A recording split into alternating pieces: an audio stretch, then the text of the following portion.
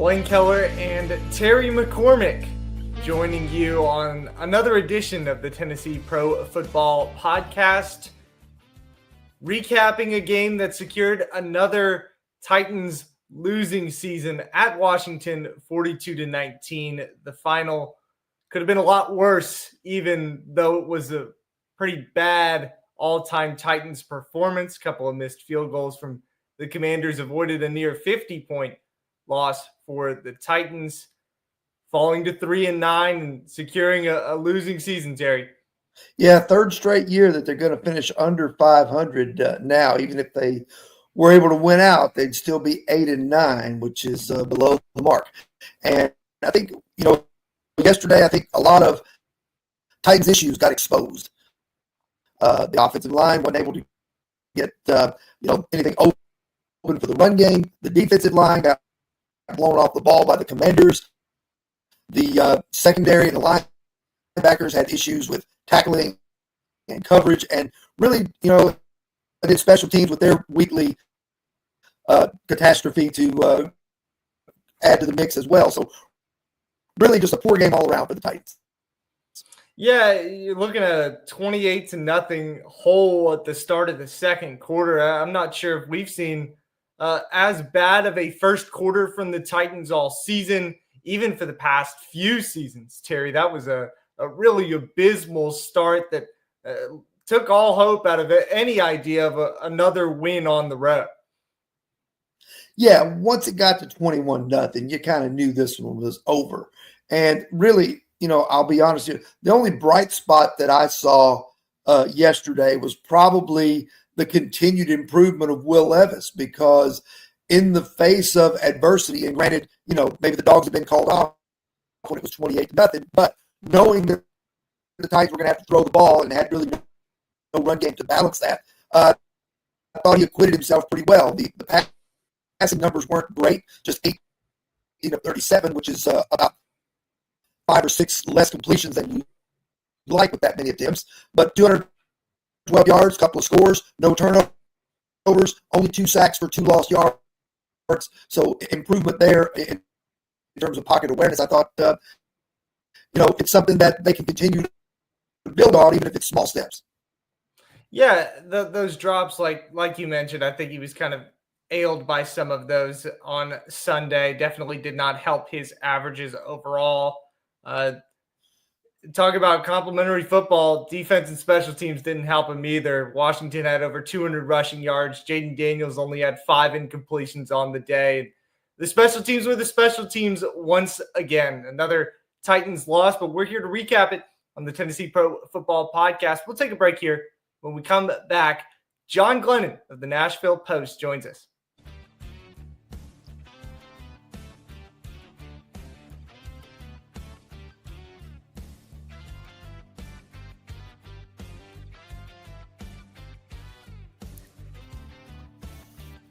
Being a part of a cooperative is being a part of something bigger. Farm Credit Mid-America is a customer-owned lender that specializes in agricultural financing for farm real estate, operating, and farm equipment. A unique benefit of being a part of the Farm Credit Mid-America Cooperative is our patronage program, which has put over $1 billion back in our customers' hands over the last 7 years. That's the power of a cooperative. Visit us at fcma.com to learn more. I own the land. I farm the land. Together we're farmers.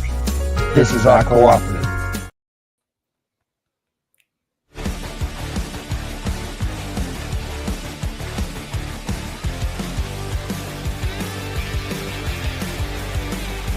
Terry McCormick, Blaine Kellar, and the Nashville Post's own John Glennon joining us on the Tennessee Pro Football Podcast.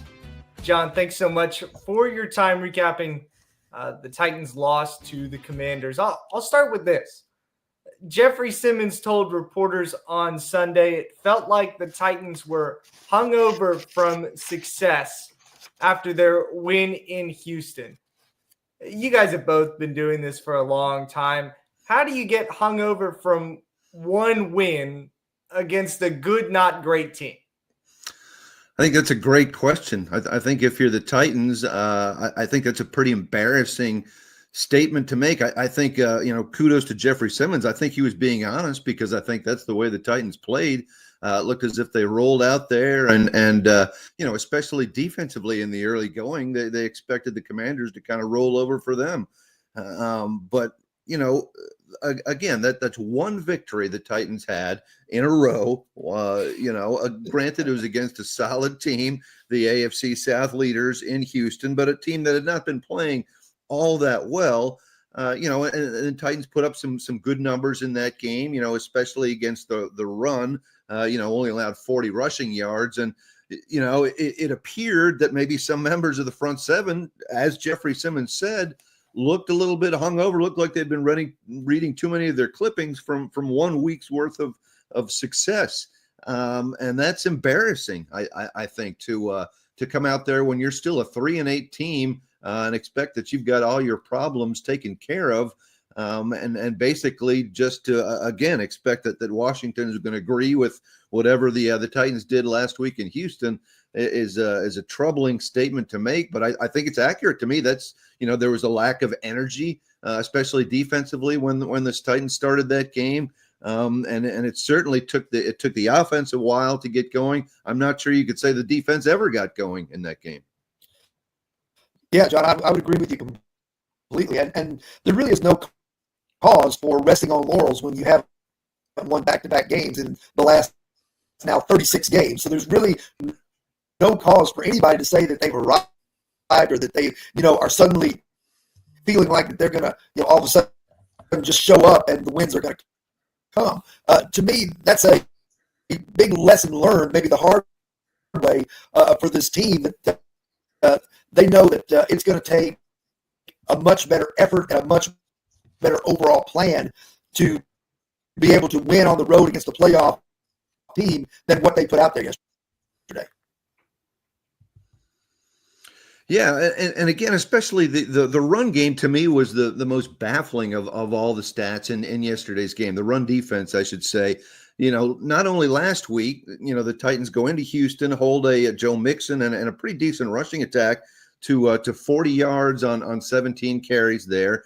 The week before, they'd held the Vikings to a low, yards per carry average. I think over the last 2 weeks, 122 rushing yards allowed on only 50 carries.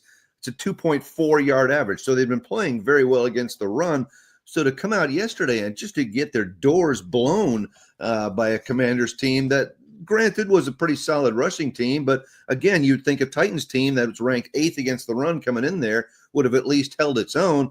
But the Commanders totally dominated the line of scrimmage. And when you look at some of the guys who are doing the damage for the Commanders too, these are not all world running backs, not guys who are likely to be Hall of Fame nominees either. Brian Robinson had been dealing with an ankle injury for most of the week. He had 103 yards on 16 carries. Chris Rodriguez had been cut by the same Commanders team the previous week, re-signed, and by the way, goes out and gets 13 carries for 94 yards. We expect Jaden Daniels to have his little rushing success. That wasn't necessarily a big surprise. Even Jeremy McNichols, former Titan McWeapon, was having success against the Titans run defense. And again, I'll go back to what we talked about at the start. I think it was just a case, they'd had success not only last week, but the previous week against the run, and must have felt like there was no way that any team was going to run over them. I just didn't see, the initial energy, the initial drive. I didn't see adjustments made. I mean, even at the end of the game when the Titans had maybe the slightest chance of making a comeback when they got to 35-19 and needed a stop after the Commanders got the ball. Commanders just did the same thing they'd been doing all game. They ran the ball right down the Titans' throat, and Chris Rodriguez was the key on that drive. And boom, put whatever suspense was there. Ended the suspense, I should say. And again, just a surprising performance by that run defense that had looked pretty good for a while. Yeah, to me, this whole thing is just one of those deals where this Titans team, and maybe some of it is this, you're playing. I mean, granted, Brownlee and Darrell Baker have been playing for a while, but you're still adding new parts here and there. Darrell Worley was out on the field for a lot of snaps, after having had to fill in for Hooker the week before. Jerome Baker looked lost out there yesterday at times.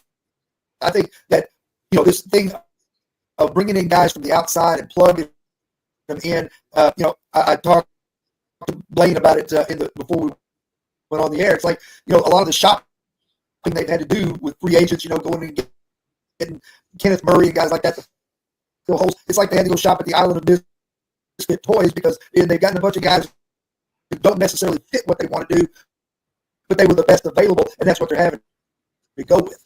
Yeah, exactly. It's been a real struggle. And, in the secondary, I mean, I think in that respect, I think we probably have to give the Titans a little bit of credit, for being so long down without L'Jarius Sneed, so long without Chidobe Awuzie, and even missed a game, or Amani Hooker, missed a game or two as well. So I think they've managed for the most part to patch things up pretty decently in the secondary, but otherwise, we're seeing some real holes in the linebacker situation, and I think what's also really hurting this Titans team as a whole, but especially costly on defense yesterday is those penalties. We thought maybe we'd seen some progress from the Titans against Houston. Only 6 penalties for 35 yards against the Texans. It looked like, okay, maybe they got a little bit of a handle on the penalty thing.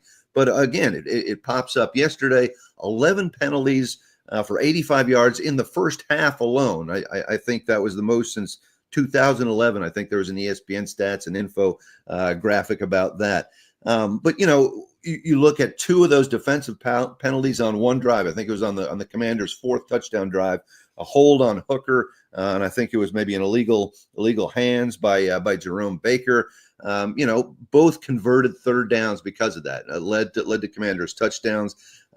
Jarvis Brownlee again was called for a PI. You can say some of these penalties are question marks, but at the same time, Jarvis Brownlee, is now, I think, at the top of the list in terms of penalties for cornerbacks, and he's really going to have to figure out something in terms of his style, in terms of being hiding the penalties better, if you will. I mean, it's understandable that he's a very physical, handsy defensive back, but he's got to do a better job disguising it.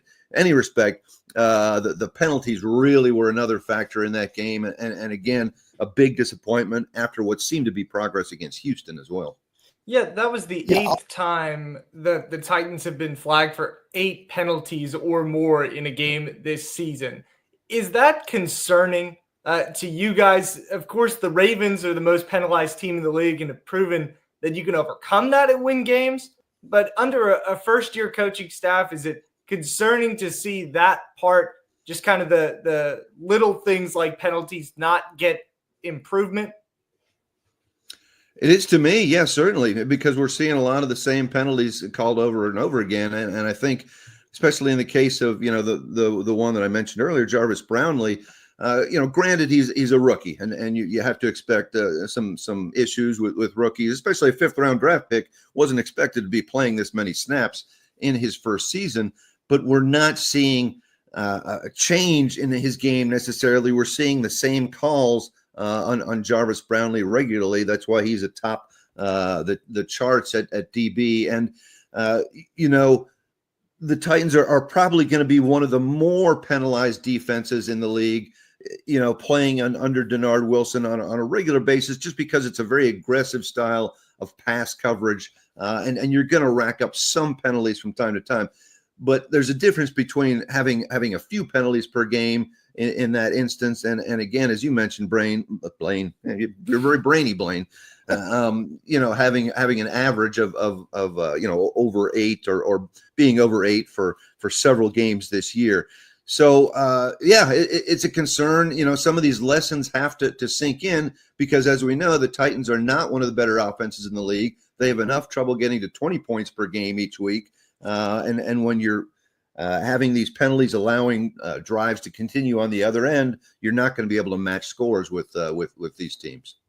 Yeah, I would agree with what Johnny said there. To add to it, in comparison with the Ravens being the most penalized team, well, Denard Wilson came from the Ravens, so it makes sense that he would want to employ that aggressive style of defense. But I think the problem that he has is he doesn't have the Ravens personnel to operate it with. And then also on the other side of the ball, like you mentioned, it's one thing to overcome penalties when you got an offense that, has trouble moving the football at times like the Titans do. It's quite another when you've got Lamar Jackson back there working his magic at quarterback and now being able to hand the ball to Derrick Henry. So the Ravens much more explosive with the ability to overcome those mistakes than the Titans are right now. Let's flip the script a little bit, Johnny. Let's talk a little bit about the offense. Really, yesterday, when it was 28-0, they had no other choice than to just try and throw the ball around and see if they could make something happen. The run game was pretty non-existent. I thought Levis did a pretty good job of getting the ball out on time, getting it to his receivers. There were a couple times they let him down, but overall I saw progress from him, and I think, are you ready to declare him the guy for 2025, or do you think I am not? There's still more work to be out? I am withholding my declaration until I get as many games as possible this season to view Will Levis. I agree with you. Certainly, we have seen improvement in Will Levis. Ever since he returned from the shoulder injury, I think he has been a different quarterback. I think we've seen him make strides in the right direction. You look at some of the numbers. 7 touchdowns and 2 picks in those games. He's completing 62% of his passes, averaging about 240 yards per game. So those are some nice numbers. And certainly yesterday we saw some other good things. Again, no pick in the game. He was only sacked twice after being sacked 20 times in the last 3 games. He had 3 throws, 3 completions over 25 yards, and another step in the right direction there. We are seeing some big plays from him. Also, maybe a little under the radar for Will Levis. We saw a couple times where he threw the ball away, which doesn't show up in the stats except for as an incompletion, but it's actually a good thing that Will Levis wasn't trying to play hero ball, wasn't trying to force completions in those instances. Simply throwing the ball sometimes avoids a sack and avoids an interception as well. Now, I guess the reason I'm still not ready to make my proclamation yet, I still see some evidences of kind of inconsistencies in Will Levis's game. I thought he had some misses yesterday that were costly and that do pop up from time to time. Now, granted, as you mentioned, his receivers weren't helping him too much. There were at least a couple drops. One from NWI, one from Tony Pollard. There may have been some more as well that were sort of borderline. But there were also some misses from Will Levis. The one series there in the fourth quarter, deep shot to Calvin Ridley. He was open, missed him, on the same drive. A couple plays later, missed Calvin Ridley over the middle, and it was sort of unclear. We didn't get a real good look exactly what happened, whether Calvin Ridley sort of stopped and instead of continuing across the field as perhaps Will Levis expected, or whether Calvin Ridley was simply settling in kind of a soft spot in the zone, and maybe he was in the right. So maybe we'll talk to Brian Callahan later. But that was the thing that bothered me a little bit. And then you go to the 2-point conversion also, the attempt that the Titans had, the throw to Tyler Boyd. I thought a well-placed throw could have worked there, and I thought he was a little off target on that attempt at Tyler Boyd too. So, yeah, the inconsistencies bother me. And again, it was a tough start for Will Levis too. You look at the Titans' first 4 series, they had 1 first down. Now, Tony Pollard's fumble, Will Levis can't do anything about that. A 3rd and 22, Will Levis can't do much about that either. But he couldn't pick up first downs on 3rd and 4 and 3rd and 7. That's when the Titans desperately needed just maybe a first down or 2 to pick up a little momentum, keep that Commanders offense off the field, and they just couldn't get anything going offensively until it was 28-0. Jury's still out on Will Levis. To Nashville Post writer John Glennon. Thanks so much for joining us today, John. Be sure to catch John's work at the Nashville Post and on the First and 10 podcast. We'll continue here on the Tennessee Pro Football Podcast after this break. Thanks, John. Okay, thanks, guys.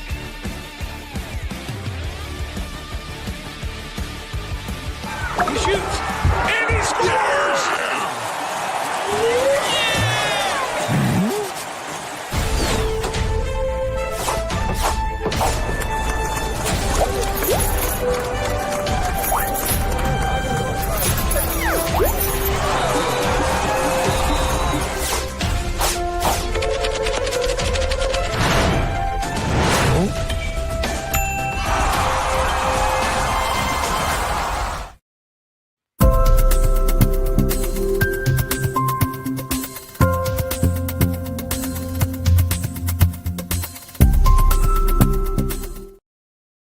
Tennessee Pro Football Podcast continues with our Titans stock report. And Terry, I think there's only one or two stock ups that you could possibly give after Sunday's loss.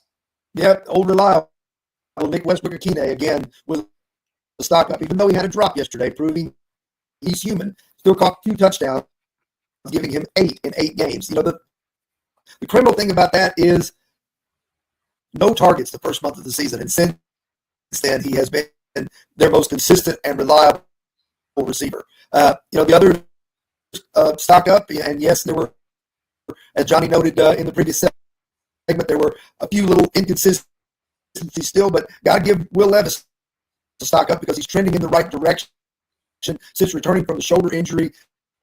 I projected his numbers from the last 4 games. If you project that out over a full 17-game season, and I know that, you know, certainly it's not apples to apples comparison, but it would be over 4,000 yards with 30 touchdowns to 9 interceptions. I think any Titans fan would take that sort of performance if he could sustain it over the course of a full season. Yeah, just one note on NWI there. You mentioned the 8 touchdowns in 8 games. He is 4th in the NFL standings for touchdowns on the season, despite, like you mentioned, only having about a month or two's worth of targets. It's Jamar Chase, Amon-Ra St. Brown, I should say, Terry McLaurin, George Kittle, and then Nick Westbrook-Akine. Pretty incredible stuff. You hope he can make a Pro Bowl this year. He's got 8 touchdowns and just 20 receptions. I'll give a stock down to we talk a lot about the special teams on the Tennessee Pro Football Podcast here, but kind of the other side of things, Jaquan Jackson fumbled a kickoff against the Commanders yesterday. And if you look at the numbers, they are not favoring the rookie too much for this season. He's averaging just over a little more than a touchback on the season in regards to kickoff returns. He's got the 5th most attempts among kick returners this season. His 28 punt returns are the most in football, but he's only averaging 7 yards an attempt. I think at one point, Tajay Spears kind of got that role over him yesterday. Do you think that maybe Tajay takes that role going forward? It seems like maybe Jaquan kind of needs to phase out of this role going into the last stretch of the season. Yeah, I think he probably is maybe taking the backseat in the kickoff return because Julius Chestnut, Tajay Spears seem to be able to handle that role. The thing that concerns me more, even though it wasn't an issue yesterday, is the punt returns. Because other than veteran Tyler Boyd, who would be there really just kind of as a safety blanket, they really don't have very many other options at punt returner. So you're maybe kind of stuck with Jaquan Jackson and whatever he could bring to the table there. But either way, it is very concerning that he has not progressed, and now all of a sudden it seems like he's having some serious ball security issues. And the last thing you need back there at the return position is somebody with the yips who's giving up the football. Yeah, that's back-to-back weeks for Jackson with a fumble. He fumbled against Houston and then fumbled this week. Again, kind of going back to Colt Anderson and how there needs to be a change there in the special teams department. How much of that is coaching whenever you've got a guy who continues to struggle, but you leave him in that spot? Yeah, I mean, that's certainly some of it because, you know, coaching is first and foremost giving the instructions of the way you want things done and the way that you want the operation to go. And then it's on the players to carry out those directions and perform. And then if they're not doing it, it falls back to you as the coach to say, okay, then I've got to find someone else, or I've got to find a way to get through to you to make sure you do it right, or I've got to find someone else to do the job. And I really think the Titans are almost at the latter stage here where they need to find somebody else to fill that role if they can over these last 5 games. Let's close out the Tennessee Pro Football Podcast with our stat stuffers, Terry.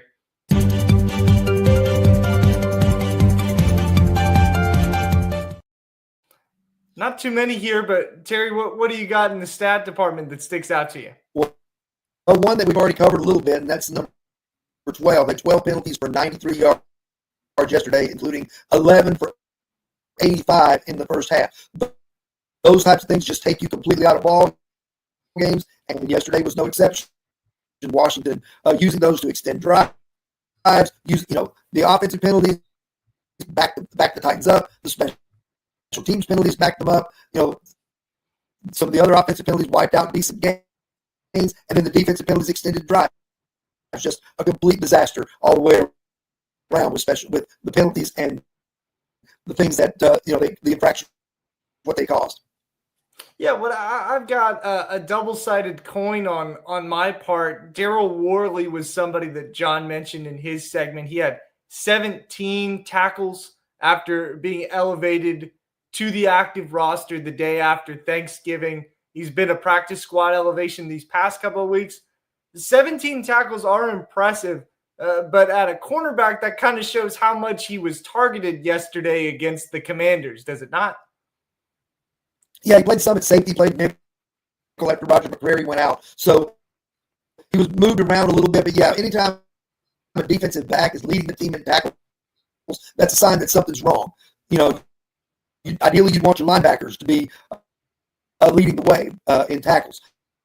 And speaking of linebackers, Jerome Baker yesterday struggled a lot. And, don't know what his final numbers are, but I guarantee you, when you go and you look at those, next gen stats and those PFF type of stats, I guarantee you that Jerome Baker probably didn't grade out very well yesterday.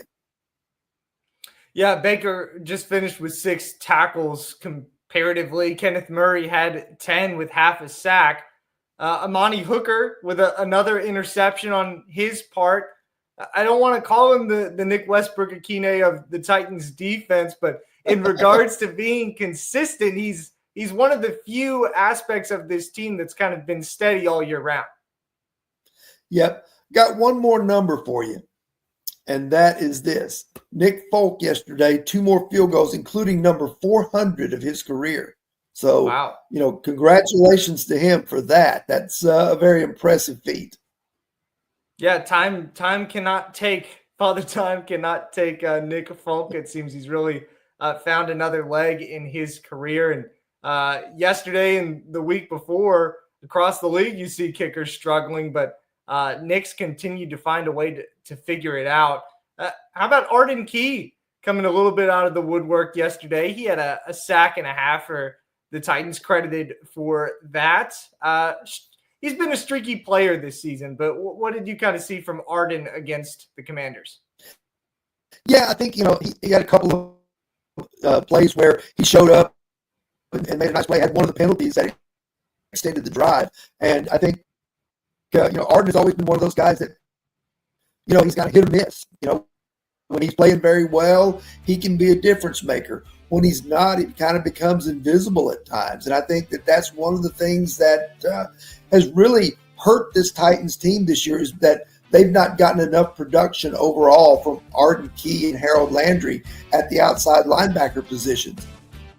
42-19, the final. Titans fall to 3-9. Stay tuned to our coverage on Titan Insider throughout this week. We'll see you here next Monday.